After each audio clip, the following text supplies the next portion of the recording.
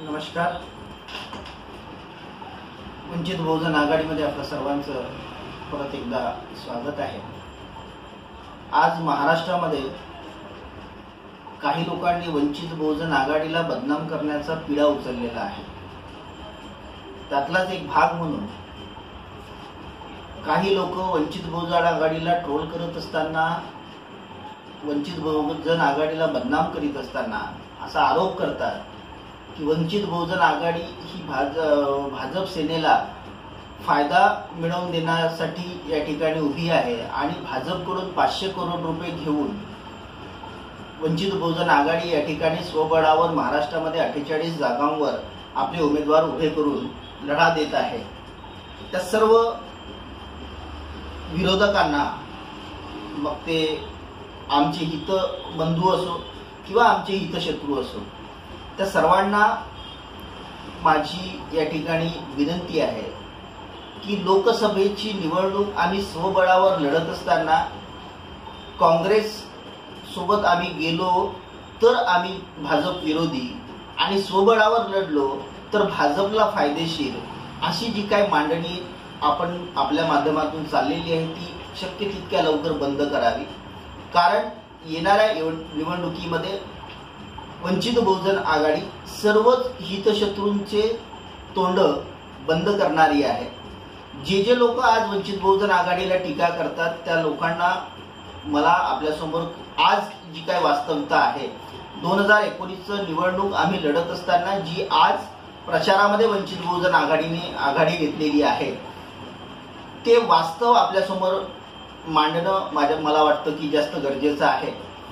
तर आपण एक लक्षात घेतलं पाहिजे की वंचित बहुजन आघाडी जर भाजपासाठी फायदा देणारी असेल, भाजप सेनेला जिंकून आणण्यासाठी वंचित बहुजन आघाडी जर सोबळावर लढत असेल किंवा भाजपकडून पैसे घेऊन वंचित बहुजन आघाडी जर या महाराष्ट्रामध्ये निवडणूक लढत असेल, तर आपण एक गोष्ट लक्षात घेतली पाहिजे की आज वंचित बहुजन आघाडी ज्या 15 जागांवर नंबर 1 पोझिशन ठेवून आहे किंवा वंचित बहुजन आघाडी आजच्या घडीला ज्या 15 लोकसभा मतदारसंघामध्ये 1 नंबरवर असून या 15 जागांवर निवडून येण्याच्या परिपूर्णपणे तयारीमध्ये आहे, त्या 15 जागा कुणाच्या जिंकत आहोत आम्ही?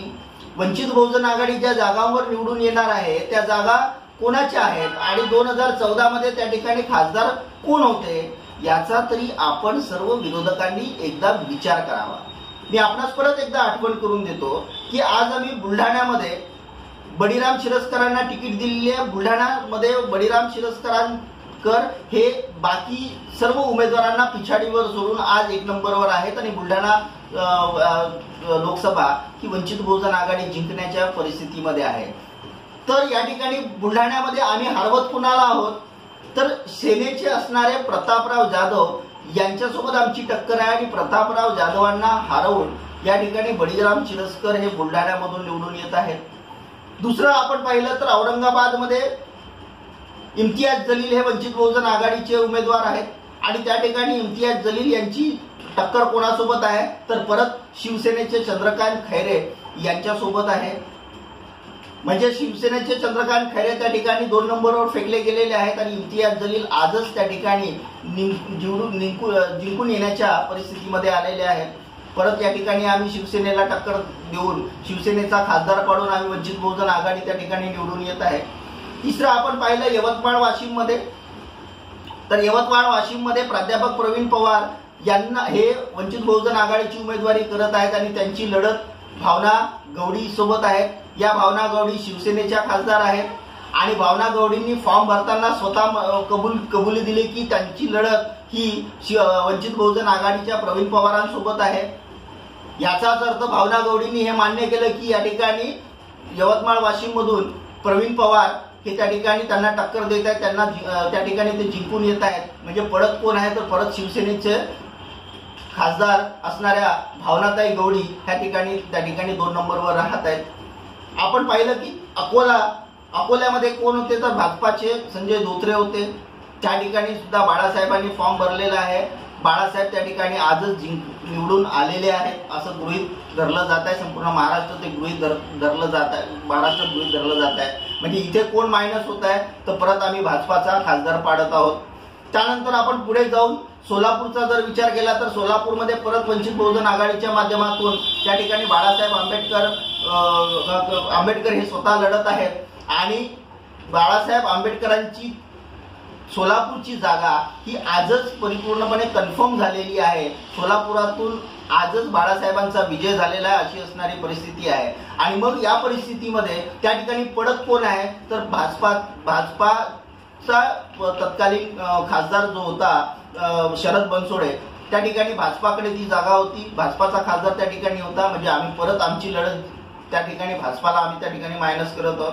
त्यानंतर आपण विचार करू चंद्रपूर लोकसभेचा, तर या चंद्रपूर लोकसभेमध्ये तत्कालीन खासदार कोण आहेत, तर त्या ठिकाणी आपल्याला दिसतं की हंसराज अहिर हे त्या ठिकाणी चंद्रपूरचे खासदार आहेत. आणि या हंसराज अहिर सोला पाडण्याचं काम किंवा त्या ठिकाणी वंचित बहुजन आघाडीची उमेदवारी कोण करत आहेत, तर ॲडव्होकेट राजेंद्र महाडोळे करत आहेत. आणि आजच राजेंद्र महाडोळेंचा विजय त्या ठिकाणी झाल्याचं दिसून येतं. या ठिकाणी परत आम्ही भाजपाला मायनस करत आहोत. त्यानंतर आपण विचार केला सांगलीचा, नुकताच सांगलीचा उमेदवार म्हणून आपण गोपीचंद पडळकर यांना उमेदवारी दिली. त्यांनी आज वंचित बहुजन आघाडीच्या माध्यमातून फॉर्म सुद्धा भरला आणि आज त्यांनी फॉर्म भरायला ज्या शक्ती प्रदर्शनासह ते गेले, त्यांना उमेदवारी देताबरोबर आज सांगलीतून चर्चा सुरू झालेली आहे की वंचित बहुजन आघाडीच्या उमेदवाराशिवाय त्या ठिकाणी दुसरा निवडून येणार नाही. मग वंचित बहुजन आघाडीचा उमेदवार त्या ठिकाणी जर निवडून येत असेल तर त्या ठिकाणी तत्कालीन खासदार कोणाचा होता, तर तो भाजपाचा होता, संजय काका पाटील. म्हणजेच परत भाजपाला पाडून वंचित बहुजन आघाडी त्या ठिकाणी निवडून येत आहे. त्यानंतर आपण विचार केला तर नाशिक लोकसभेमध्ये, नाशिक लोकसभा ही कोणाकडे होती, तर ती शिवसेनेचे हेमंत गोडसे त्या ठिकाणी तत्कालीन खासदार आहेत. त्या हेमंत गोडसेंना म्हणजे शिवसेनेच्या खासदाराला पाडून त्या ठिकाणी परत वंचित बहुजन आघाडीचे पवन पवार हे आजच जिंकून येण्याच्या परिस्थितीमध्ये आहेत.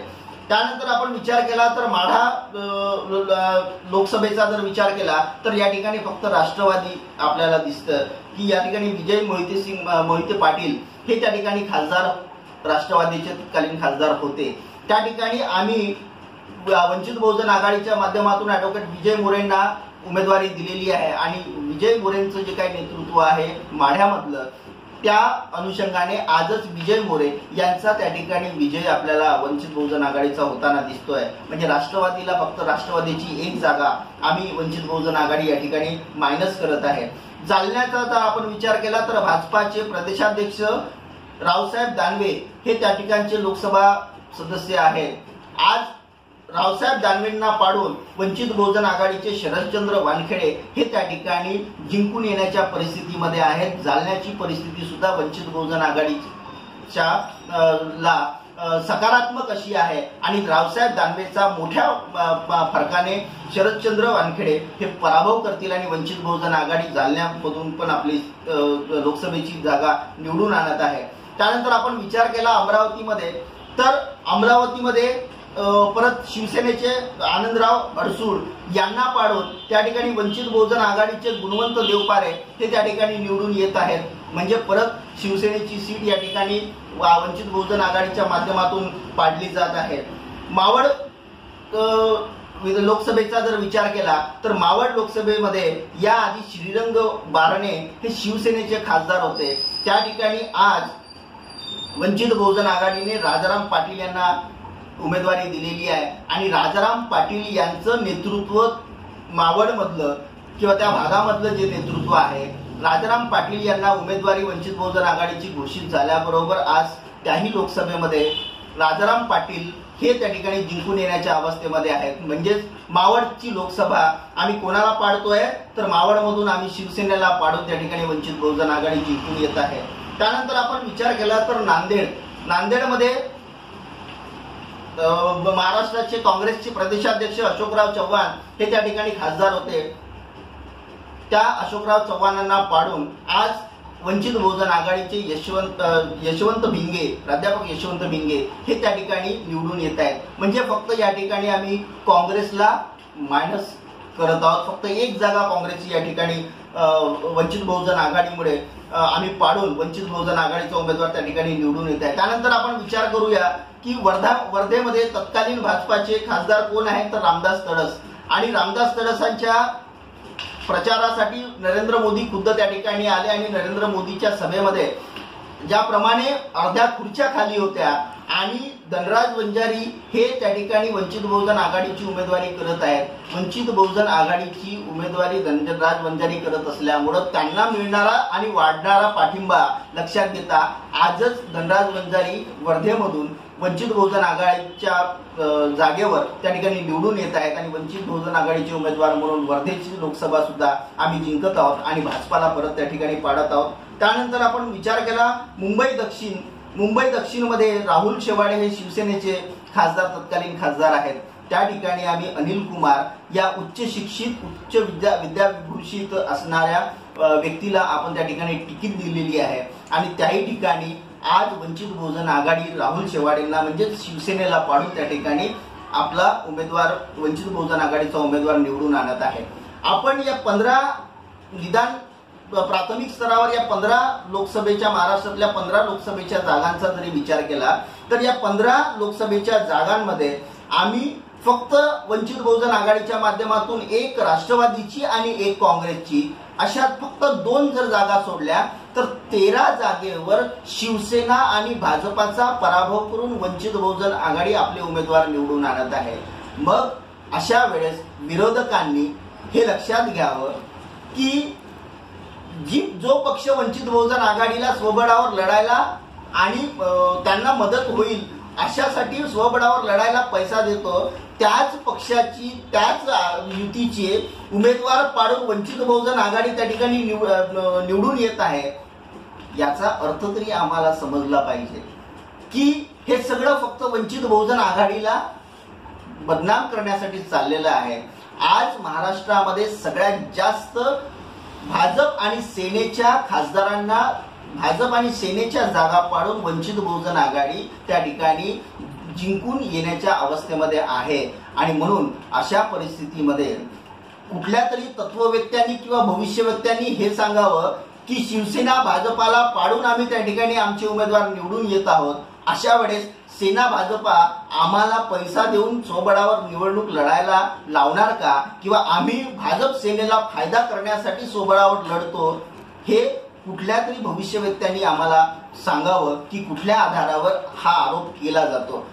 बंधूंनो, मतदार बंधू आणि भगिनींनो, हे लक्षात घ्या की आज महाराष्ट्रामध्ये भाजप सेना असो किंवा काँग्रेस राष्ट्रवादी असो यांच्या पायाखालची जमीन वंचित बहुजन आघाडीने सरकवण्याचं काम केलेलं आहे आणि त्यामुळं येनकेन प्रकारे जो काही महाराष्ट्रातला वंचित बहुजनातला वर्ग आहे जो मोठ्या आशेने वंचित बहुजन आघाडीकडे वळलेला आहे आणि मोठ्या प्रमाणामध्ये तो मतदान वंचित बहुजन आघाडीच्या उमेदवारांना करणार आहे, त्यांना कुठेतरी डिस्टर्ब करण्यासाठी, त्यांना कुठेतरी तोडण्यासाठी म्हणून अशा पद्धतीचे अश्लाघ्य आणि निराधार आरोप आज वंचित बहुजन आघाडीवर केले जात आहेत.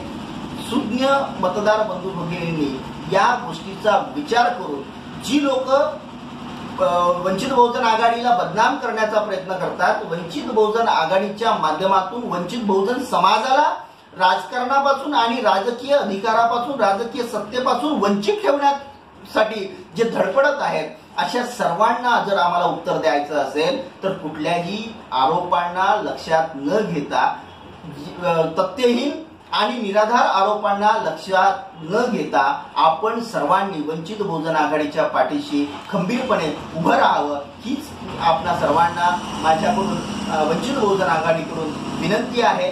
येणारा काळ हा वंचित बहुजनांचा असणार आहे, येणारा काळ हा वंचित बहुजनांच्या राजकीय सत्तेचा असणार आहे आणि आपण सत्तेकडे वाटचाल करत असताना अशा प्रकारे आपल्याला बदनाम केलं जातं. त्या बदनाम करणाऱ्यांना आपल्याला या ठिकाणी 2019च्या निवडणुकीमध्ये धडा शिकवायचा आहे. त्याच्यामुळं वंचित बहुजनातील सर्व घटकांना, सर्व मतदार बंधू भगिनींना माझं आग्रहाचं विनंती आहे की यानंतर आम्ही आमचं मत हे फक्त आणि फक्त वंचित बहुजन आघाडीलाच देऊ आणि वंचित बहुजन आघाडीचाच उमेदवार निवडून आणू. या ठिकाणी भाजप असो, सेना असो, काँग्रेस असो की राष्ट्रवादी असो यांना दूर सारून वंचित बहुजन आघाडी महाराष्ट्रामध्ये नंबर 1 वर असणार आहे असा प्रण घेऊन आपण 2019च्या निवडणुकीला पुढे जाऊ, एवढीच मी आपल्याला विनंती करतो आणि थांबतो. धन्यवाद.